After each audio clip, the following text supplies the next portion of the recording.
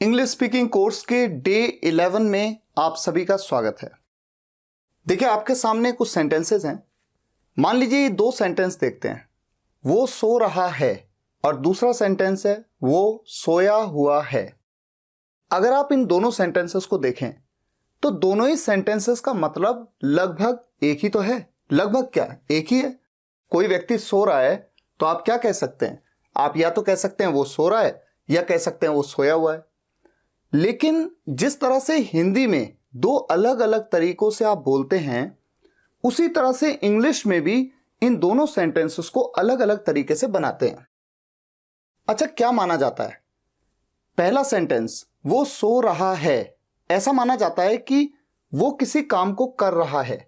जैसे वो खेल रहा है तो खेलने के काम को कर रहा है। वो पढ़ रहा है तो पढ़ने के काम को कर रहा है। वो सोच रहा है तो सोचने के काम को कर रहा है। उसी तरह से वो सो रहा है तो सोने के काम को कर रहा है। अब आपके मन में आ सकता है कि जब वो सो रहा है तो वो कोई काम तो कर नहीं रहा, पर उसका दिमाग काम कर रहा है, ऐसा माना जाए तभी इस सेंटेंस को कहा जाता है कि ये किसी न किसी टेंस में है, कंटिन्यूअस टेंस में। और तभी इस सेंटेंस को बनाया जाता है ही इज स्लीपिंग। और ये जो सेंटेंस है वो सोया हुआ है, यहां पर कहा जाता है कि वो सोया हुआ है मतलब उसके द्वारा किसी काम को करने की बात नहीं हो रही है, उसके बारे में बताया गया है, उसकी अवस्था के बारे में बताया गया है, उसके स्टेट मतलब अवस्था। तो इस सेंटेंस को बनाने का तरीका क्या होता है? He is asleep. अस्लीप एक वर्ड है जिसका मतलब होता है सोया हुआ। तो आपने देखा दोनों सेंटेंसेस बोलने में अलग हैं, लेकिन लगता तो ऐसा है कि मतलब एक ही है। लेकिन दोनों सेंटेंसेस को बनाने का तरीका अलग है, क्योंकि दोनों ही सेंटेंसेस को हिंदी में भी अलग तरीके से बनाया, इंग्लिश में भी अलग तरीके से बनाया। और यह माना कि पहले सेंटेंस में किसी काम को कर रहे होने की बात हो रही है और दूसरे सेंटेंस में सब्जेक्ट की अवस्था की बात कर रहे हैं। अब इन दोनों सेंटेंसेस को देखिए। वो बैठ रहा है, जैसे कोई व्यक्ति आपको बैठते हुए दिख रहा है, वो बैठ रहा है, तो आप कहते हैं वो बैठ रहा है। और वो बैठा हुआ है, कोई व्यक्ति आपको बैठा हुआ दिखता है, वो बैठ नहीं रहा है इस समय, वो बैठा हुआ है। दोनों ही सेंटेंसेस अलग अलग हैं। पहले सेंटेंस में माना जाता है कि वो किसी काम को कर रहा है, और काम क्या है? बैठने का। तो इस सेंटेंस को जनरली आप जानते होंगे, इस तरह से बनाया जाता है ही इज सिटिंग। सिट मतलब बैठना, बैठ रहा के लिए सिटिंग, ही इज सिटिंग।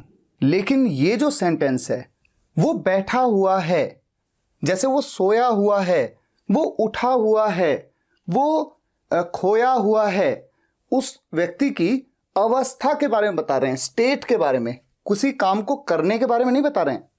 लेकिन उसके बावजूद इंटरेस्टिंग पॉइंट यह है कि जब इस सेंटेंस को बनाया जाता है तो बिल्कुल इसी तरह से बनाया जाता है, ही इज सिटिंग। तो आपने देखा कि ये जो दो सेंटेंसेस हैं, एक में सब्जेक्ट के द्वारा किसी काम को करने की बात हो रही है, यानी सब्जेक्ट किसी एक्शन को कर रहा है, किसी काम को कर रहा है। दूसरे में सब्जेक्ट के स्टेट यानी अवस्था के बारे में खाली बताया गया है कि वो सोया हुआ है। और वो बैठ रहा है, यहां पर भी सब्जेक्ट किसी काम को कर रहा है ऐसा बताया गया है, जबकि यहां पर सब्जेक्ट की अवस्था के बारे में बताया गया है कि वो बैठा हुआ है। सब्जेक्ट किसी काम को कर रहा है ऐसा नहीं बताया गया है, केवल उसकी अवस्था के बारे में बताया गया है। अच्छा, इंटरेस्टिंग ये भी है कि ये दोनों सेंटेंसेस मीनिंग बिल्कुल सेम है, सिर्फ बात यह है कि दोनों को बोलने का तरीका थोड़ा सा बदल गया है, तो उसी हिसाब से इंग्लिश में सेंटेंसेस को बनाने का तरीका बदल गया है। जबकि यहां पर दोनों सेंटेंसेस का सेंस ही अलग है। एक में तो वो बैठ रहा है, बैठने के काम को कर रहा है, और दूसरे में वो बैठा हुआ है, ऑलरेडी बैठा हुआ है, वो बैठ रहा तो नहीं है। लेकिन उसके बावजूद दोनों सेंटेंसेस को बनाने का तरीका बिल्कुल सेम है। तो जब आप इंग्लिश बोलना सीख रहे हैं तो आपको बिल्कुल सही तरीके से इंग्लिश को बनाना है। और मैं आपसे एक बात कहता हूं, जब आप बेसिक ग्रामर सीखते हैं, बेसिक ग्रामर में सेंटेंस को बनाने का तरीका होता है। जब आप सेंटेंसेस को सही तरीके से बनाना सीख जाते हैं तो इस दुनिया का कोई भी एक भी ऐसा सेंटेंस नहीं हो सकता जिसको आप सही से ना बना लें, बशर्ते कि आप उसके कॉन्सेप्ट को समझें कि किस तरह से सेंटेंस को मैं सही से बना सकता हूं। तो अगर आप बिल्कुल बेसिक लेवल पे हैं, मैं मान लेता हूं आपको कुछ नहीं आता है, तो अगर आप वीडियोस को एक एक करके ध्यान से देखते जाएंगे तो स्टेप बाय स्टेप, आज डे 11 है, ऐसे ही जब आप डे 30 तक पहुंचेंगे तो आपको सेंटेंसेस को बनाना उस हद तक आ जाएगा कि लगभग हर सेंटेंस आपके सामने आया आप उसे इंग्लिश में बना सकते हैं। और फिर उसके बाद बात आती है प्रैक्टिस की, और बहुत सारी चीजें हैं। कुछ सेंटेंसेस ऐसे भी होते हैं जिन्हें आपको रटना पड़ता है, लेकिन आप सभी सेंटेंसेस को केवल रट के तो इंग्लिश बोल नहीं सकते हैं, आपको लॉजिकली उन सेंटेंसेस को बनाना आना चाहिए। अब आगे बढ़ते हैं। जब भी किसी सेंटेंस में आपके सामने है, हैं, हो, हूं, यानी कि सेंटेंस के एंड में, जैसे मैं अच्छा हूं, आप अच्छे हैं, वो खेल रहा है, आप जा रहे हो, है, हैं, हो, हूं, ये आ जाए तो आप तुरंत समझ जाते हैं कि ये सेंटेंस प्रेजेंट में है। प्रेजेंट का मतलब है वर्तमान, प्रेजेंट टेंस यानी वर्तमान काल में, वर्तमान समय में, ठीक है। और वहां पर जो ऑक्सिलरी वर्ब्स पिछले वीडियो में बताई हैं मैंने आपको, auxiliary verbs is, am, are या फिर हैज या हैव में से किसी एक का यूज, या फिर डू या डज में से किसी एक का यूज, सेंटेंस के हिसाब से वो चीजें आगे डिस्कस होंगी। लेकिन जब आप नोट्स बनाएंगे तो आप तुरंत आप इस तरह से नोट्स बनाइए और इस तरह से याद कर लीजिए कि जिस भी सेंटेंस के एंड में है, हैं, हो, हूं आया, मैं तुरंत समझूंगा कि ये प्रेजेंट टेंस में है, प्रेजेंट यानी वर्तमान में, और इनमें से ही कोई ऑक्सिलरी वर्ब का यूज किया जाएगा। जब भी किसी सेंटेंस के एंड में हो था, थे, थी, वो जाता था, हम खेलते थे, वो आई थी, उसने मुझे कहा था, उसने मुझे बताया था, ये सब बातें बीती हुए कल की हैं, बीत गई ये बातें, तो ये सभी है पास्ट टेंस। पास्ट का मतलब है भूतकाल। हिंदी में ना सीख करके इंग्लिश में ही जितना हो सके आप बोलिए, समझिए और लिखिए भी। यहां पर जो ऑक्सिलरी वर्ब्स यूज होती हैं वॉज या वर या फिर हैड, कहां पर कैसे वो सब बातें बात की हैं, या फिर डिड, ठीक है। जब भी किसी सेंटेंस के एंड में गा, गे, गी आता है, ऐसे में वो सेंटेंस फ्यूचर में भी हो सकता है, लेकिन इंटरेस्टिंगली प्रेजेंट में भी हो सकता है और पास्ट में भी हो सकता है। यानी भविष्य के बारे में भी बताया गया हो सकता है और प्रेजेंट या पास्ट के बारे में बताया गया हो सकता है। अब आप सोचेंगे ऐसा कैसे, ये अभी आपको पता लगेगा। तो गागेगी सेंटेंस के एंड में आया, वो जाएगा, वो खेल रहा होगा, वो आ रहा होगा, वो मुझसे बात करेगा, वो मुझसे मिलेगा। सेंटेंस अगर फ्यूचर में है तो विल का यूज, और अगर सेंटेंस प्रेजेंट या पास्ट में है तो वुड का यूज। देखिए आपके सामने कुछ सेंटेंसेस हैं। पहला सेंटेंस है राहुल सुबह 8 बजे पढ़ रहा होगा।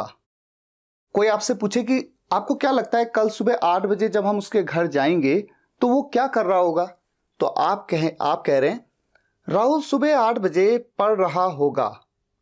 अब बताइए, जो सब्जेक्ट है राहुल, राहुल के बारे में, भविष्य के बारे में बताया गया ना, फ्यूचर के बारे में बताया गया है कि फ्यूचर में मतलब वो तो भविष्य है, ये जो इस वक्त है ये प्रेजेंट है। तो फ्यूचर में जब 8 बजेंगे, कल सुबह जब 8 बजेंगे, चाहे कल सुबह चाहे परसों सुबह, किसी ने आपसे पूछा कि अच्छा 22 तारीख को, आज से 10 दिन बाद 22 तारीख को सुबह 8 बजे राहुल क्या कर रहा होगा, और आप कहें राहुल सुबह 8 बजे पढ़ रहा होगा, तो चाहे कभी भी, लेकिन भविष्य की बात हो रही है, गागेगी आ रहा है, भविष्य की बात हो रही है। ऐसे में आप तुरंत समझ गए यहां पर इस सेंटेंस में विल का यूज होना चाहिए, ठीक है। लेकिन जब सेंटेंस इस तरह से बोला गया हो, राहुल इस वक्त पढ़ रहा होगा, यानी कि अगर मैं अभी फोन करूं राहुल को और मैं पूछूं क्या कर रहा है, तो राहुल इस वक्त पढ़ रहा होगा। इस सेंटेंस में जैसे ही आपने देखा इस वक्त, इस वक्त, इस वक्त, ये तो प्रेजेंट है। भले ही यहां पर गागेगी आया, लेकिन राहुल इस वक्त किसी काम को कर रहा होगा। मैं इसकी बात कर रहा हूं। जब गागेगी आए और प्रेजेंट की बात हो ऐसे में दिमाग में तुरंत क्लिक होना है आपके कि यहां पर वुड का यूज होगा। कैसे बनेंगे सेंटेंसेस वो तो आगे आएगा, लेकिन अभी आप एक आइडेंटिफिकेशन देख रहे हैं। अच्छा, अब आ जाते हैं इस वाले सेंटेंस पे।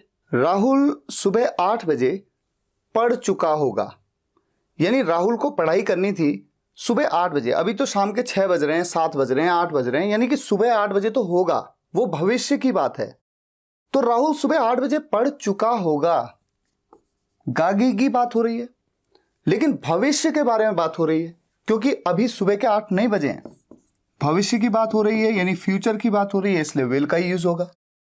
जबकि इस सेंटेंस में राहुल इस वक्त तक पढ़ चुका होगा, यानी जो ये पल है, ये जो वक्त है, इस मोमेंट में राहुल पढ़ चुका होगा, यानी इस वक्त से पहले ही राहुल पढ़ चुका होगा, जैसी बात बोली है इस सेंटेंस में। तो भविष्य में किसी काम को राहुल करेगा ऐसा तो नहीं बताया गया। ये तो ये कह रहा है कि ये जो प्रेजेंट है, ये जो वक्त है, ये तो प्रेजेंट है, वर्तमान है, इससे पहले ही वो किसी काम को कर चुका होगा। तो यहां भले ही गागेगी आया, लेकिन प्रेजेंट से पहले क्या होता है? पास्ट, यानी बीते कल में किसी बात के बारे में बात हो रही है कि राहुल ये काम कर चुका होगा, ऑलरेडी खत्म हो गया वो काम। ऐसे में आप ये जान रहे हैं कि आपको वुड का यूज करना होगा, विल का नहीं। अब जब आप इस सेंटेंस को देखेंगे, वो आज आएगा, तो आप कहेंगे गागेगी है। गागेगी है, बताइए फ्यूचर में बात हो रही है, प्रेजेंट में, पास्ट में? वो आज आएगा, यानी वो अभी तक आया नहीं है, तो आएगा भविष्य की बात हो रही है। लेकिन आपके मन में एक बात और आ सकती है कि सर यहां पर कह तो रहे हैं आज आएगा, आज मतलब प्रेजेंट, आज का पूरा दिन प्रेजेंट है। नहीं, आज का पूरा दिन प्रेजेंट नहीं है।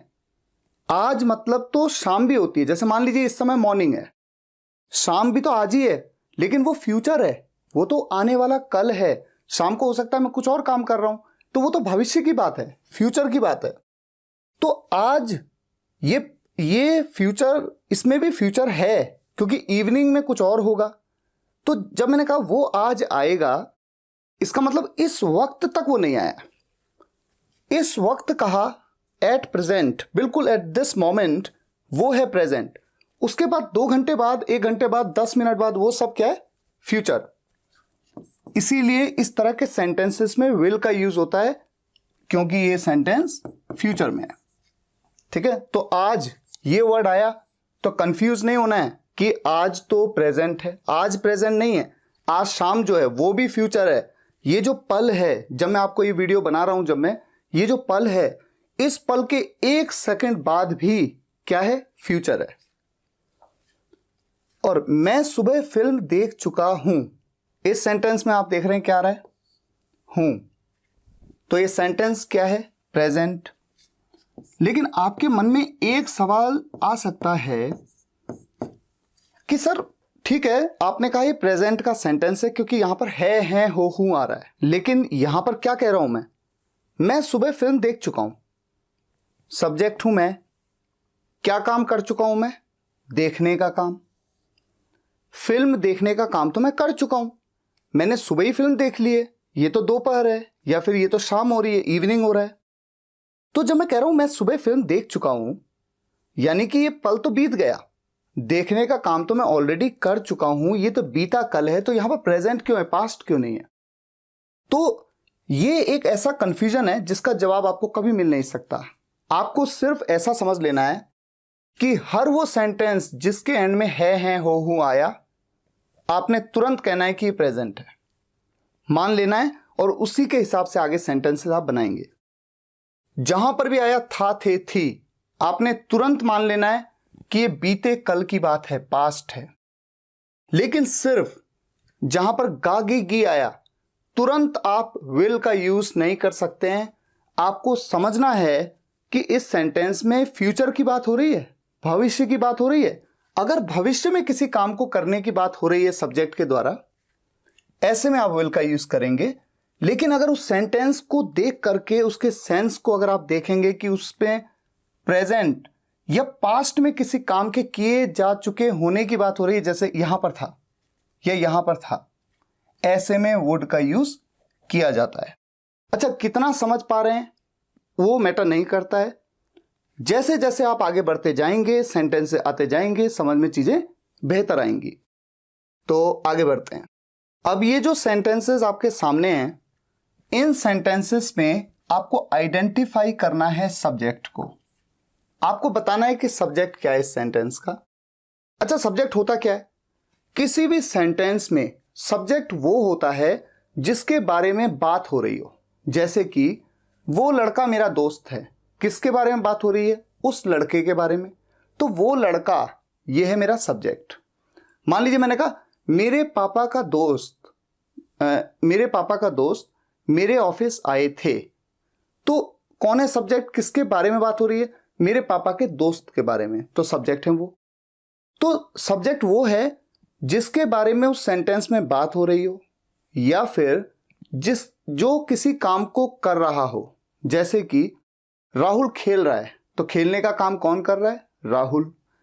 आप मेरे बारे में बात कर रहे हैं, बात करने का काम कौन कर रहा है? आप कर रहे हैं। तो सब्जेक्ट कौन है? आप।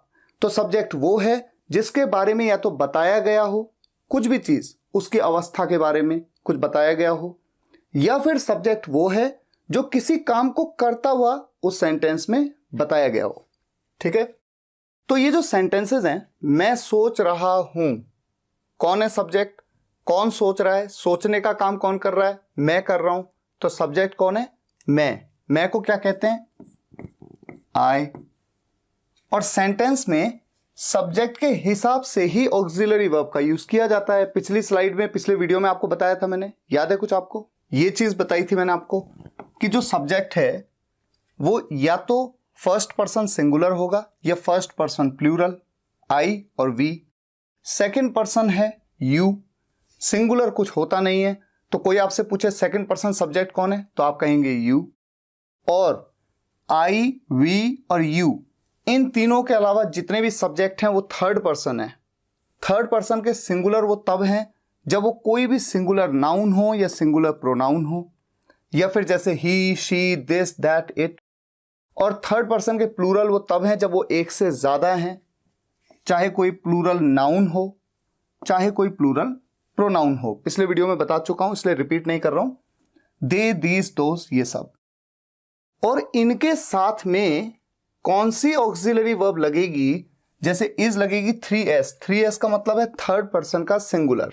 3s थर्ड पर्सन सिंगुलर, यानी इन सब के साथ में इज का यूज होगा, आई के साथ एम का यूज होगा, और बाकी सभी जितने भी प्लूरल सब्जेक्ट्स हैं ये सब इनके साथ में आर। इसी तरह से सिंगुलर के साथ वॉज, प्लूरल के साथ वर, बाकी will be, will do, will have, did, had, ये तो सभी सब्जेक्ट्स के साथ में इन्हीं का यूज होगा। डज का use third person singular subject केवल इनके साथ में होगा, और इनके अलावा बाकी जितने भी हैं, चाहे आई है, वी है, यू है, ये थर्ड पर्सन के जितने भी प्लूरल हैं। रेस्ट, आर मतलब रेस्ट, रेस्ट मतलब बचे हुए। तो थर्ड पर्सन सिंगुलर के साथ डज, बाकी सभी बचे हुए के साथ में डू। और हैज का यूज भी थर्ड पर्सन सिंगुलर के साथ में, और बाकी जितने भी बचे हुए हैं उनके साथ में हैव। ये बात मैंने ऑलरेडी आपको बताई है। अब उसी स्लाइड पे वापस जाते हैं। तो आपने देखा कि जो आई है ये फर्स्ट पर्सन का सिंगुलर सब्जेक्ट है, और इसके साथ में या तो एम का यूज किया जाता है, या फिर इसके साथ में हैव का यूज किया जाता है, या फिर इसके साथ में डू का यूज किया जाता है। और डिड का यूज तो खैर सभी के साथ हो सकता है, तो इसके साथ भी हो सकता है। और वॉज का यूज, वॉज या वर में जब चुनने की बात आती है तो वॉज का यूज होता है। अब चूंकि यहां पर हूं है इसलिए ठीक है, यहां पर एम का यूज होगा, ये अलग चीज है। मेरा पॉइंट ये है कि यहां पर मैं आपको ये बता रहा हूं कि आपको सब्जेक्ट को पहचानना है। अच्छा, आपके मन में ये भी आ सकता है कि सर ये तो बहुत आसान सी चीज है, मुझे तो सब्जेक्ट समझ में आ रहा है, लेकिन कंफ्यूजन कहां है वो मैं आपको बताता हूं। जैसे मैं सोच रहा हूं तो सब्जेक्ट हूं मैं, वो सोच रहा है तो सोचने का काम कौन कर रहा है? जो कर रहा है वही सब्जेक्ट है, सब्जेक्ट है वो को हम कहते हैं ही। ठीक है, अब इस सेंटेंस में देखिए, मैं और वो कुछ सोच रहे हैं। अगर मैं आपसे पूछूं कि सब्जेक्ट क्या है, तो आप ये सोचिए कि सोचने का काम कौन कर रहा है, मैं और वो। तो ये पूरा का पूरा मेरा सब्जेक्ट है। कई स्टूडेंट कहते हैं सर यहां पर दो सब्जेक्ट हैं, एक है मैं और एक है वो, यानी कि एक सब्जेक्ट है आई और एक सब्जेक्ट है वो, यानी ही। ये दो सब्जेक्ट मत मानिए, ये एक ही सब्जेक्ट है। और अब आप सोचें कि ये सिंगुलर है या प्लूरल है, तो एक से ज्यादा हो गए ना, मैं और वो मिलाकर के एक से ज्यादा हो गए, तो इसे माना जाएगा प्लूरल सब्जेक्ट। तो इसके साथ में या तो कहीं पे आर का यूज होगा या कहीं पे हैव का यूज होगा, क्योंकि प्लूरल सब्जेक्ट जब होता है उसके साथ में हैव का यूज होता है, या फिर डू का यूज होगा। डिड का तो खैर सभी के साथ होता है, और वॉज का यूज नहीं होगा बल्कि वर का यूज होगा। ये सब बातें बात की हैं कि सेंटेंस को बनाना कैसे है, अभी तो हम सब्जेक्ट को केवल पहचान रहे हैं। तो ये जो सब्जेक्ट है ये है थर्ड पर्सन का प्लूरल सब्जेक्ट। मैंने आपको बताया ना, आई, वी और यू के अलावा जो भी सब्जेक्ट होगा वो थर्ड पर्सन है, और अगर वो एक है तो थर्ड पर्सन सिंगुलर है, और अगर एक से ज्यादा है तो वो थर्ड पर्सन का प्लूरल सब्जेक्ट है। अच्छा, मेरा भाई मजबूर है, कौन है मजबूर? मेरा भाई, तो सब्जेक्ट है मेरा भाई। एक ही व्यक्ति की बात हो रही है, ठीक है, तो कैसा सब्जेक्ट है? Third person singular. मेरा भाई, माय ब्रदर, ये है सब्जेक्ट, और कैसा सब्जेक्ट है? Third person singular. तुम्हारा दोस्त रोज घूमने जाता है, कौन जाता है रोज घूमने? तुम्हारा दोस्त। तो घूमने का काम कौन करता है? तुम्हारा दोस्त। तो सब्जेक्ट कौन है? तुम्हारा दोस्त, यानी योर फ्रेंड। अच्छा, एक चीज देखिए, कई स्टूडेंट्स गलती क्या करते हैं, वो सोचते हैं तुम्हारा मतलब तुम मतलब यू, तो ये तो सेकंड पर्सन है।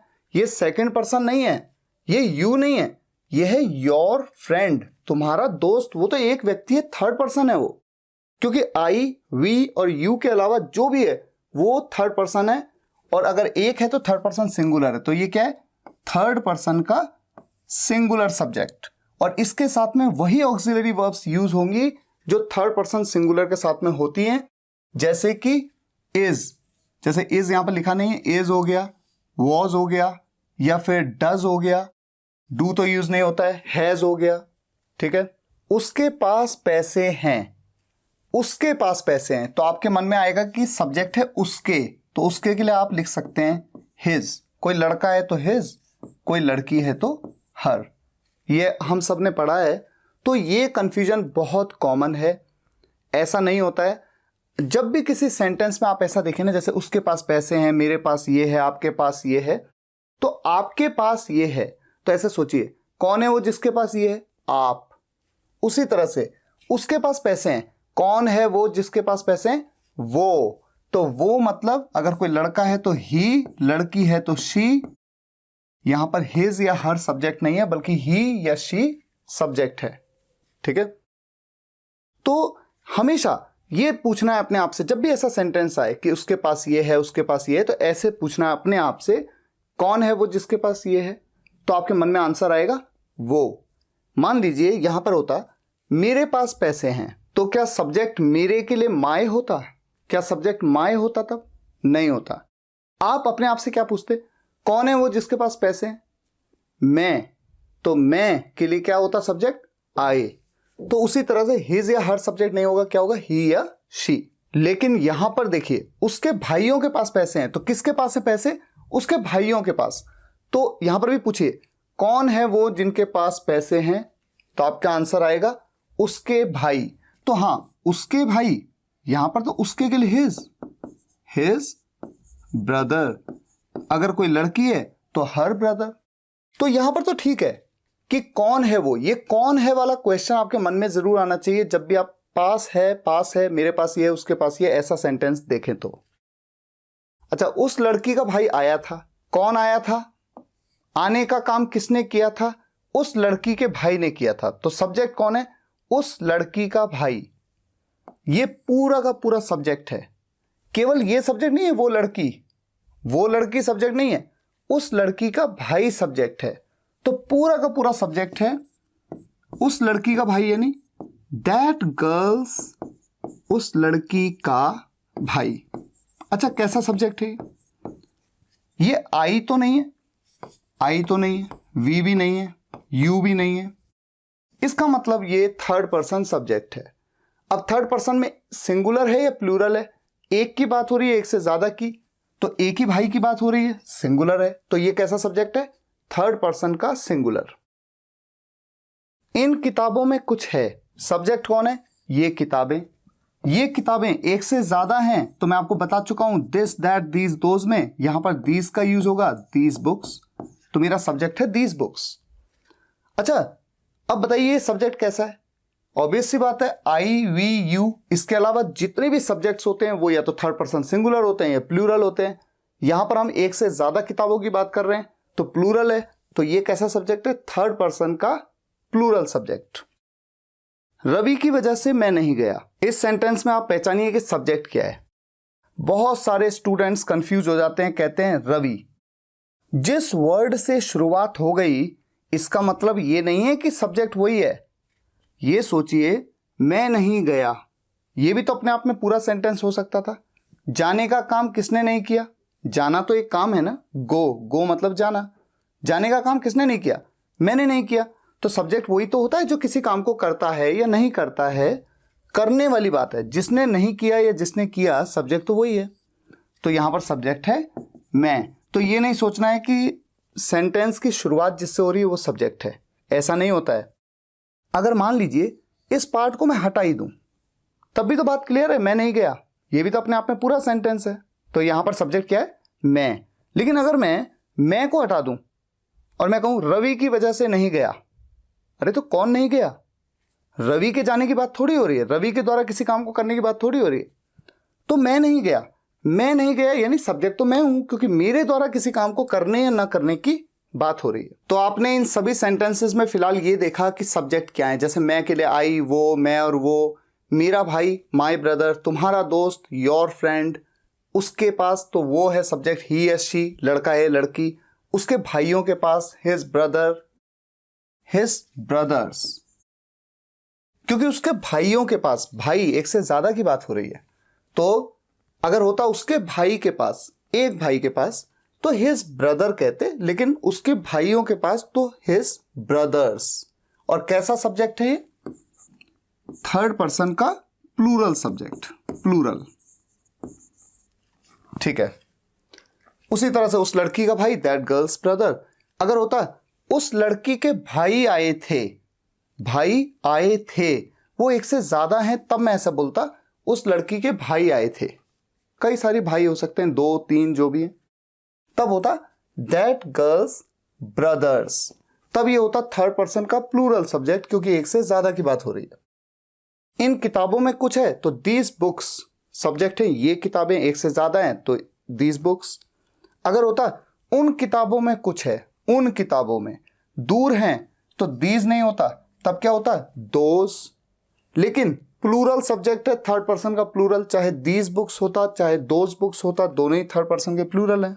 मैं आपको एक दिल की बात बताऊं, जब आप इंग्लिश सीख रहे हैं ना, तो मैं आपसे एक बात कहूंगा, देखिए सब्जेक्ट को सिर्फ इस हद तक मत पहचानो कि वो जा रहा है तो ही, वो है सब्जेक्ट जिसे कहते हैं ही। साथ ही साथ ये भी बता दो थर्ड पर्सन सिंगुलर। अगर आपके पापा के दोस्त घर आए थे, कौन आए थे घर? आपके पापा के दोस्त, तो सब्जेक्ट कौन है? आपके पापा के दोस्त, ये पूरा सब्जेक्ट है। योर फादर्स फ्रेंड, कैसा सब्जेक्ट है ये भी बता दो। एक की बात हो रही है किसी, आई वी और यू को छोड़कर जिसकी भी बात हो रही है वो थर्ड पर्सन है। यहां पर एक की बात हो रही है तो सिंगुलर है। अगर एक से ज्यादा होते, जैसे आपके पापा के दोस्त घर आए थे, तो वो एक से ज्यादा है तो थर्ड पर्सन प्लूरल। अच्छा एक बात बताइए, मान लीजिए मैं कहूं आप अच्छे हैं, तो आप मतलब यू कैसा सब्जेक्ट है? सेकंड पर्सन, ठीक है। लेकिन अगर मैं कहूं आप लोग अच्छे हैं, आप लोग, तो सब्जेक्ट कौन है? किसके बारे में बात हो रही है? आपके बारे में थोड़ी, आप लोगों के बारे में। तो पूरा सब्जेक्ट क्या बना? आप लोग। आप लोग को क्या कहते हैं? You people. तो आपके मन में आ सकता है कि यू तो एक सेकंड पर्सन है, तो ये सेकंड पर्सन सब्जेक्ट है। नहीं, ये सेकंड पर्सन सब्जेक्ट नहीं है। ये कैसा सब्जेक्ट है? आप लोग बोला, जैसे मैंने कहा ना, आई, वी और यू को छोड़कर बाकी सब थर्ड पर्सन है, तो ये थर्ड पर्सन है। अब देखिए कि सिंगुलर है या प्लूरल, तो मैं कह रहा हूं आप लोग, तो आप लोग तो एक से ज्यादा ही होते हैं, एक तो नहीं होता, तो एक से ज्यादा है तो थर्ड पर्सन प्लूरल। इतनी बारीकी से सब्जेक्ट का पता होना चाहिए आपको, तभी आप सही से ऑक्सिलरी वर्ब्स का यूज कर पाएंगे।